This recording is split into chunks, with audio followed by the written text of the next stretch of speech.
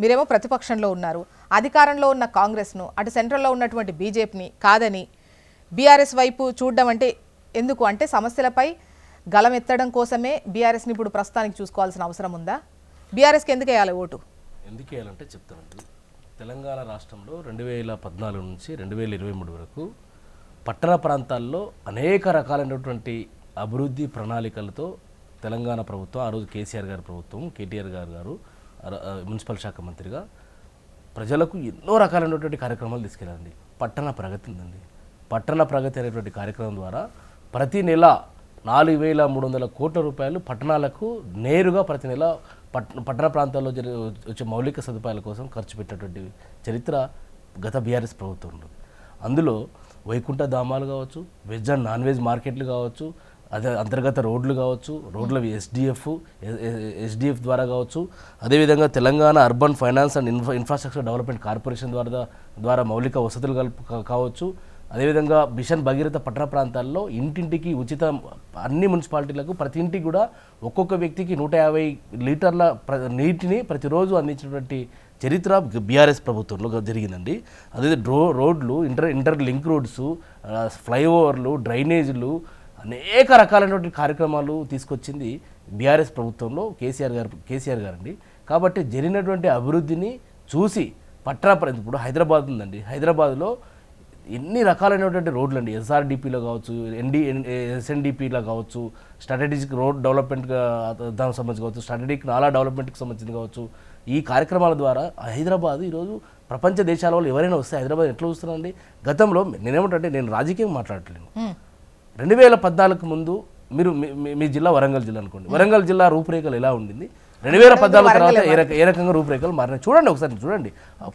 నాకు తెలిసి 2 tyre cities అనేటువంటి ఒక కొత్త పథకాన్ని తీసుకొచ్చింది కేటీఆర్ గారు. అంటే హైదరాబాద్తో పాటు శరవేగంగా అన్ని రకాలైనటువంటి పట్టణ ప్రాంతాలు కూడా అభివృద్ధి జరగాలనేటువంటి ఒక లక్ష్యంతో పనిచేసింది గతంలో బీఆర్ఎస్ ప్రభుత్వం. కాబట్టి మేము చేసినటువంటి ఈ యొక్క కార్యక్రమాలను చూసి ప్రజలు మాకు ఓట్లు వేయాలి. తెలంగాణలో ఉన్న హైదరాబాద్ కాకుండా ఇతర పట్టణాలకు సంబంధించి ఇప్పుడు మీరైతే ఏదైతే వరంగల్ ఇవి చెప్పారో వీటికి సంబంధించి ఇతర పట్టణాలకు సంబంధించి వాటిపైన ఎంత ఫోకస్ పెట్టారు? అక్కడ ఉన్నటువంటి అసంతృప్తి మిమ్మల్ని ఓడగొట్టిందని అనిపించలేదా?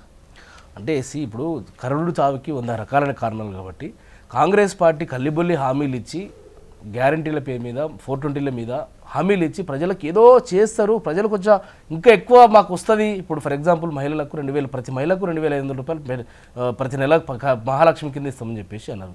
ప్రతి మహిళ కూడా ఆశపడ్డది కదా, మాకు ఇంటికాడ కూర్చుంటే కూడా ప్రతి నెల 2,500 రూపాయలు వస్తుంది అనుకున్నారు. ప్రతి తాత 4,000 రూపాయలు పెన్షన్ వస్తుందని చెప్పేసి ఆశించిండ్రు. అదేవిధంగా వికలాంగులకు 6,000 రూపాయలు వస్తుందని చెప్పేసి ఆశించారు. నిరుద్యోగులకు మాకు నిరుద్యోగ భృతి వస్తుందని చెప్పేసి ఆశించారు. నిరుద్యోగులు 2 లక్షల ఉద్యోగాలు సంవత్సరం లోపలే భర్తీ చేస్తామంటే నిరుద్యోగులు మాకు 2 లక్షల ఉద్యోగాలు వస్తుందని చెప్పేసి ఆశపడి వాళ్ళకు ఓట్లు ఇచ్చారు. ఈ రకంగా రైతులు 15,000 రూపాయల రైతు భరోసా ఇస్తామని చెప్పేసింది కేసీఆర్ గారు 10,000 రూపాయలు ఇచ్చారు. వీళ్ళు 15,000 రూపాయలు ఇస్తున్నారని చెప్పేసి రైతులు ఆశించారు. ఇప్పుడు ఖర్గే గారు వచ్చి ఎస్సీ ఎస్టీ డిక్లరేషన్ చేశారు. దళిత బంధు 10 లక్షలు కేసీఆర్ గారు ఇస్తే 12 లక్షల రూపాయలు మీ గెలుపు పైన ఏంటి మీ ధీమా? ఎందుకంటే ఒకవైపు ఉచిత బస్సు ప్రయాణము వీళ్ళు ఓటేసిన మహిళలు ఓటేసినా కూడా బీజేపీకి బీఆర్ఎస్ కు డిపాజిట్లు కూడా మిర్యాలగూడలో జరిగినటువంటి యంగ్ ఇండియా ఇంటిగ్రేటెడ్ స్కూల్ శంకుస్థాపన కార్యక్రమంలో ఆయన స్పీచ్ లో నేను విన్నాను, మొత్తం విన్నాము. ఆయన మొత్తం కూడా హేటెడ్ స్పీచ్ తప్ప ఒక వర్గాన్ని, ఒక కులాన్ని, ఒక మతాన్ని వీళ్ళేమో కులాలను విమర్శిస్తారు కాంగ్రెస్ పార్టీ వాళ్ళు, బీజేపీ వాళ్ళు మతాన్ని దృష్టి.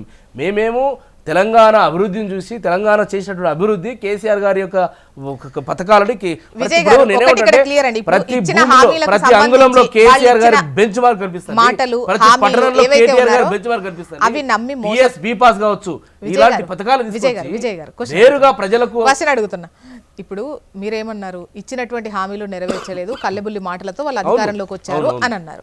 సో ఇక్కడ ఇచ్చినవి నెరవేర్చినవి ఏవైతే ఉంటాయో, ఈ ఉచిత బస్సు కావచ్చు, రేషన్ సన్నబియ్యం కావచ్చు, గ్యాస్ సబ్సిడీ కావచ్చు, 200 యూనిట్ల ఉచిత విద్యుత్ కావచ్చు, ఇంకా కొన్ని పథకాలు ఏవైతే అమలు చేసినవి ఉన్నాయో, రుణమాఫీ అంటే పూర్తిగా అయిందా లేదా, ఇది మళ్ళీ డిఫరెంట్ కైండ్ ఆఫ్ చర్చ, అది పక్కన పెడితే.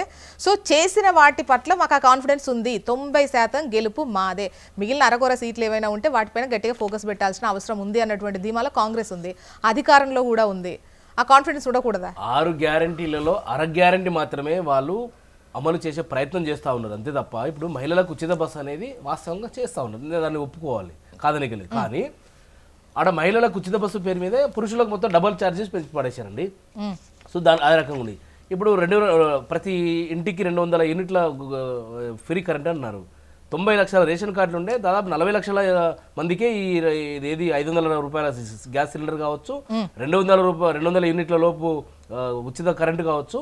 ఇదంతా కూడా 40 లక్షల చిల్లర మాత్రమే వీళ్ళు చేస్తున్నటువంటి ఏమంటారు వీళ్ళు లబ్ధిదారుల యొక్క ఎంపిక చూసినట్టు లిస్టు చూసినట్టయితే అర్హుల సంఖ్యను గణనీయంగా తగ్గించారంట. 90 లక్షల రేషన్ కార్డు తెల్ల రేషన్ కార్డులు ఉన్నాయి రాష్ట్రంలో అండి. 90 లక్షల రేషన్ కార్డులు ఉంటే 40-45 లక్షల మందికి మాత్రమే ఈ యొక్క పథకం అమలు అవుతుందంటే సగం మంది ప్రజలకు ఈ కోత పెడుతున్నట్టే కదండి. ఇప్పుడు నేనేమంటే చేస్తే పూర్తి స్థాయి చేయాలా, ఏదో అట్లా చేసినట్టు చేసి తన యొక్క మంది మాగలకు చేసుకొని ఈ రకంగా అరకొర నిధులు కేటాయించి చేస్తే ఎట్లా పూర్తి చేసినట్టయితే. ఇంకొకటి సరే మీ కాన్ఫిడెన్స్ ఏంటో చెప్పండి. ఇప్పుడు వాళ్ళ వైపు ఓటేయరు ఎందుకు, బీజేపీ ఎందుకు కాదు, మరి బీఆర్ఎస్ ఎందుకు? నేను అదే చెప్తున్నా. ఇప్పుడు రేవంత్ రెడ్డి గారు మేమేమో హార్డ్వేర్ యూనివర్సిటీ పోయి ఏదో పట్ట కొనుక్కుని 5 రోజుల కోసం కొనుక్కొని తెచ్చుకున్నాడు కదా, ఏదో మారుతాడేమో అని చెప్పేసి అనుకున్నాం. కానీ కుక్కతోక వంకర ఎట్లయితే ఉంటుందో అట్లే రేవంత్ రెడ్డి గారి మాటలు అయితే ఏ రకంగా మారుతలేవండి. నిజంగా వాస్తవం చెప్పాలంటే ఇలాంటి వ్యక్తి ముఖ్యమంత్రిగా ఉండడానికి 1 గంట కూడా పర్మిట్ చేయదు గవర్నర్ గారు. నేను ఎందుకు చెప్తానంటే బిఎన్ఎస్ భారతీయ న్యాయ సంహిత సెక్షన్ 352 ప్రకారంగా ఈయన మీద తక్షణమే కేసులు నమోదు చేయాలి. అదేవిధంగా సెక్షన్ 196 ప్రకారం కేసులు నమోదు చేయాలి. ఎంత అండి ఒక కులాన్ని పట్టుకొని ఈ రావు ఆ రావు ఈ రావు అని చెప్పేసి మాట్లాడుతూ ఉంటే ఒక ముఖ్యమంత్రి ఈ రాష్ట్రంలో ఉన్నటువంటి 3.5 కోట్ల ప్రజలందరికీ ముఖ్యమంత్రి అండి. నువ్వు ఒక కులాన్ని, ఒక మతాన్ని, ఒక జాతిని ఈ రకంగా విద్వేషాలు మేడం గారు ఇప్పుడు వారికి అంత మాకు కూడా ఇవ్వండి. ఇప్పుడు నేనేమంటున్నానంటే ఈ రకంగా ఒక విద్వేషాలు రెచ్చగొట్టే విధంగా చేస్తున్నటువంటి ముఖ్యమంత్రి గారి మీద తక్షణమే చర్యలు తీసుకోవాలి, కేసులు నమోదు చేయాలి.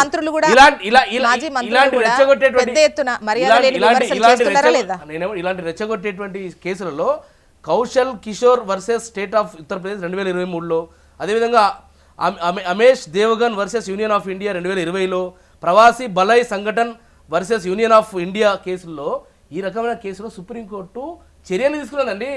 ఎవరైతే హేటెడ్ స్పీచ్లు ఇచ్చారో వీళ్ళందరి మీద చర్యలు. కాబట్టి తక్షణమే రేవంత్ రెడ్డి గారి రాష్ట్ర హైకోర్టు డిమాండ్ చేస్తాను. అలాంటి చేసిన డెఫినెట్ గా ఆ విధంగా ముందుకెళ్లాల్సిన అవసరం ఉంది. At the same time Nitin Nabi గారు, నితిన్ నబీ ఎవరు ఉండరు, ఆయన బీజేపీ జాతీయ అధ్యక్షులు. ఈ దేశంలో ఈ రాష్ట్రంలో ఆధార్ ట్యాక్స్ నడుస్తుంది. నాయన 2024 పార్లమెంట్ ఎన్నికల్లో ఇదే మా ప్రధానమంత్రి గారు మోడీ గారు ఏప్రిల్ 30, 2024 రోజున సంగారెడ్డి జిల్లాలో, అదేవిధంగా మెదక్ జహీరాబాద్ 2 పార్లమెంట్ సెగ్మెంట్లో జరిగినటువంటి సమావేశంలో బహిరంగ సభలో ఈ రాష్ట్రంలో ఆర్ఆర్ ట్యాక్స్ నడుస్తూ ఉంది కాబట్టి రాహుల్ రేవంత్ ట్యాక్స్ నడుస్తూ ఉందని చెప్పేసి మాట్లాడాడు. మేము అనేక రకాలైన ఆధారాలు అమృత్ టెండర్ల నుంచి, నైని బొగ్గు గనుల నుంచి, నిన్న ఈ కేఎల్ఎస్ఆర్ యొక్క ఏదైతే రేవంత్ రెడ్డి బినామీ కంపెనీ ఉందో ఈ కంపెనీ వరకు అనేక విషయాల మీద మేము లేవనెత్తినాము, ఆధారాలతో సహా ఫిర్యాదులు చేసాము.